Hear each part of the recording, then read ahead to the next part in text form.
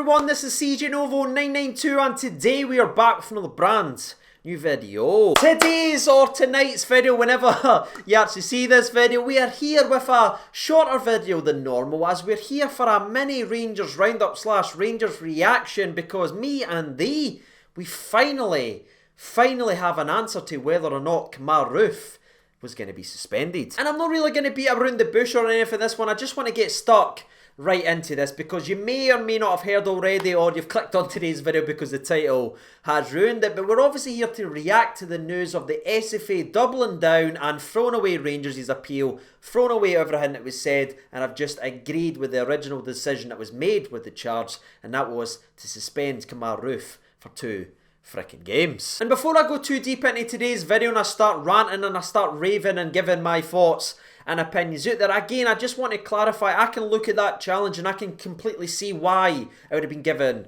as a red card. It was a completely mistimed challenge for Kemar Roofe, but once again, people, not one part of me thinks there's any malice or anything in that. Hell, the St Johnstone manager didn't think so right after the game either. We've seen Kemar Roofe do this countless times this season, and I'm not one to bore these and repeat everything and throw the clips up, but he's done it so many times this season. He stabs his leg down, he invites the contact, he falls there, wins as a dangerous free kick. We usually get an assist for Tavernier and a goal for Goldson, but that's usually how it goes down, and Kemar Roofe was just trying to do the exact same thing there, stab his leg down so he can win as a foul and put us in a dangerous position to hopefully go ahead and score, but he just mistimes it. And to be fair to the St Johnstone player, he gets nipped in front of Kemar Roofe, wins the ball well, and he ends up getting caught, which once again could have been a red card. But it wasn't a red card, ladies and gentlemen. The referee looked at the incident, and despite what he's saying afterwards and saying that he didn't get a clear view of it or any of that pish that's been peddled now, he did have a clear view of the incident. He couldn't get any of a better of a view, and he knew what was going on there. He knows that Kemar Roofe isn't the type of player to go nail someone. He knew it was just a mistimed move for Kemar Roofe that has caught the player difficult, but he saw it as a yellow card incident, which used to be the case if the referee books the incident. That's the case over. Nothing can be done because he saw it. But this entire scenario, this charge, in my opinion, has just been built up with the same pishy machine that is just breaking Scottish football and holding it back, and that is the bitter, hate-filled pundits seemingly being in control of what gets charged and looked at. Now, that might sound daft to a lot of people watching today's video, but to me, every time I'm looking at one of these charges, or if I see a team that's charged, it's usually been built up with a narrative in the press, and this to me was no exception, because let's not forget, ladies and gentlemen, after this game of football, what was out there was Kemar Roofe's horrific challenge is going to cost Davidson a chance to play in a cup final. Kemar Roofe's horrific challenge, horrifying challenge, ripping a cup final away from Davidson. Do you remember all that was out there? Well, ladies and gentlemen, as we spoke about in the Hamilton preview video, Kemar Roofe didn't rob anybody a none. Kemar Roofe was involved and had a mistimed challenge on Davidson's left foot. You can quite clearly see it there, which again could have been a dangerous one and could have caused them some issues, but it didn't. The big laddie was able to get up and play on and play through it. It was later on in the game of football that he ended up getting hurt and receiving treatment on his right leg, people, and it was that right leg that eventually led to him having to hobble off the park. And do you know, this is the best part for me, do you know how he hurt his right leg that eventually led him to hobbling off the park? It was nothing to do with Kemar Roofe's challenge. He hurt himself trying to nail Ryan Kent.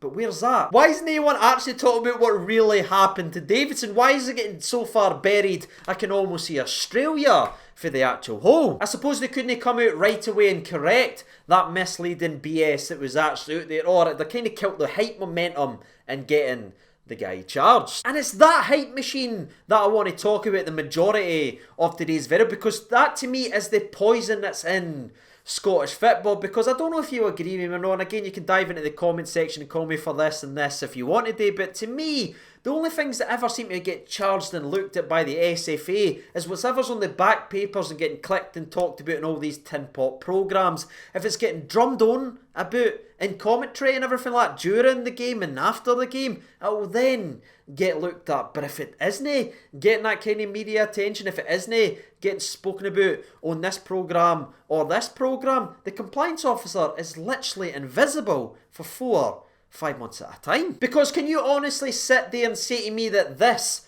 shouldn't have been looked at? That this shouldn't have been looked at and charged or anything like that? Can you honestly sit back and say to me that? And you know what's funny, by the way? I'm not even just sitting here saying it's challenges on Rangers players or anything like that that seems to be ignored. It just seems to be any other challenges that isn't getting media hype around it that is simply ignored and sort of banished into the background. Because this challenge right here that I'm about to throw up in the top left happened this weekend. Let's throw it up, right? Now, I don't know about you, but to me, that is a clear red card. That is nasty. That is violent. That's making sure you connect with the guy. That should have been looked at and cited by the SFA. But do you honestly think that they've had a look at that challenge in that game? Of course no. They couldn't even tell you the score in the game. Never mind who was actually making the challenge and who the two teams were on the park. The entire system for me needs to be ripped up and flung over the shoulder because it's just holding the entire game back. And honestly, quite frankly, it's embarrassing because there was a kung fu kick the other day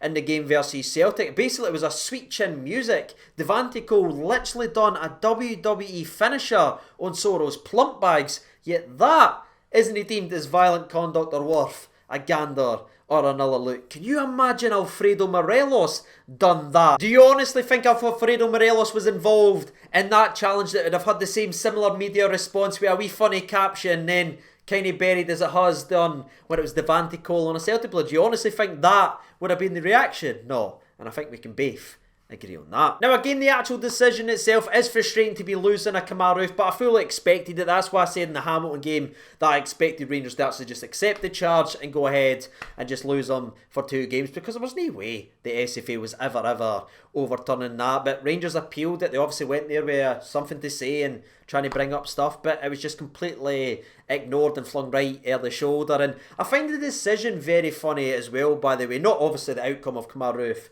being banned, but the fact that they delayed our decision for 24 hours, but they could give the decision for the boy who died for Celtic versus Kilmarnock. They can overturn that ban, but then they make us wait 24 hours to say, no, we're not overturning your ban. We're going to stick with your ban on Kemar Roofe. Like, we're that stupid that we're going to forget that they overturned one just 24 hours ago when the boy clearly died. We're not going to sit and compare and contrast the two results because what? They're 24 hours apart. It's rotten, ladies and gentlemen. It really is to an absolute core, because what's happening here is we're now re-reffing games based on what's been said in the media, and that right there is a slippy slope, because we know how many bitter idiots are actually out there. I mean, just look at them all peddling that Kemar Roofe injured Davidson out of a cup final, and none of them changed their mind and sorted that, ladies and gentlemen. That right there should be the end all be all, and removing their voice from what gets said and done by the SFA. But it isn't, and I think these types of challenges and the compliance officer and everything has to be a part of the game. It obviously needs to be, but it needs to be for stuff the referee doesn't actually see. It needs to be for off the ball incidents and maybe someone doing a sweet chin music, kicking someone in his musical instruments. That's probably what a compliance officer should be looking at. No, going into a game of football and an incident that the referee literally gave a booking for, who has a clear view of it, then a couple of days later, because of the media pile-on and the media pressure, they flip it and say the officials didn't see it so they can charge and cite the player.